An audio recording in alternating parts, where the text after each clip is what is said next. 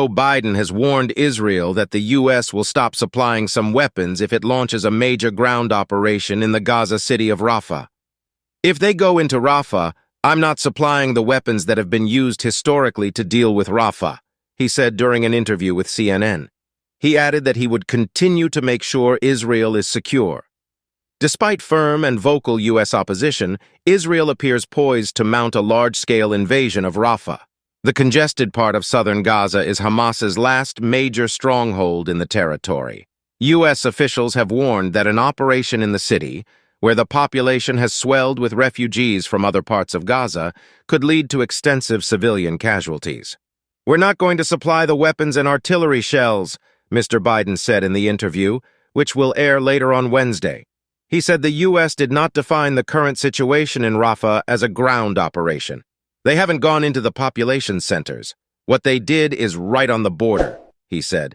"But I've made it clear to Israeli Prime Minister Netanyahu and the war cabinet they are not going to get our support, if in fact they go in these population centers." Mr. Biden acknowledged that U.S. weapons had been used by Israel to kill civilians in Gaza. When asked if Israel had crossed a red line, the U.S. president replied, "Not yet." The comments amount to the president's strongest warning yet over a potential ground invasion of Rafah, and mark the first time he has said the U.S. could stop shipments of American weapons to Israel. The U.S. has already delayed a shipment of thousands of bombs to Israel and has said it is reviewing future deliveries. On Wednesday, Defense Secretary Lloyd Austin confirmed the delay of the bomb shipment, some of the most destructive munitions in Western military arsenals, while testifying in front of the Senate. The Israeli government said it was disappointed by the move.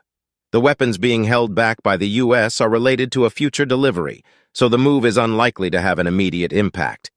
But given the rate at which Israel is bombing, it will probably affect future strikes fairly soon. The Israeli military, meanwhile, has said that the two countries will resolve disagreements behind closed doors. President Biden faces mounting domestic pressure from some Democrats and parts of the U.S. public to rein in Israeli operations in Gaza amid rising civilian deaths and a worsening humanitarian situation. U.S. officials confirmed that no new aid supplies had been delivered in Gaza via two gates in the south since Israeli tanks rolled into southern Rafah and took control of the Palestinian side of the crossing with Egypt this week. Israeli military spokesman Daniel Hagari said the U.S. had provided unprecedented security assistance since the beginning of the war, adding that disputes between the allies were resolved behind closed doors in a matter-of-fact way.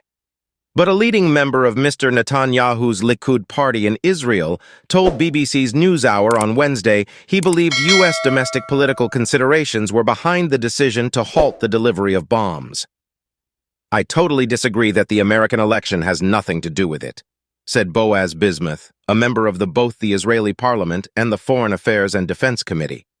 Rafah has been a key entry point for aid, and the only exit for people able to flee since the start of the war between Israel and Hamas last October. The crossing remained closed on Wednesday morning, but the Israeli military said it was reopening the nearby Kerem Shalom crossing, which had been closed for 4 days because of Hamas rocket fire. On Monday, the Israeli military ordered tens of thousands of civilians to begin evacuating eastern parts of Rafah city, ahead of what it called a limited operation to eliminate Hamas fighters and dismantle infrastructure. Meanwhile, efforts continue to reach a ceasefire alongside the release of Israeli hostages and Palestinians.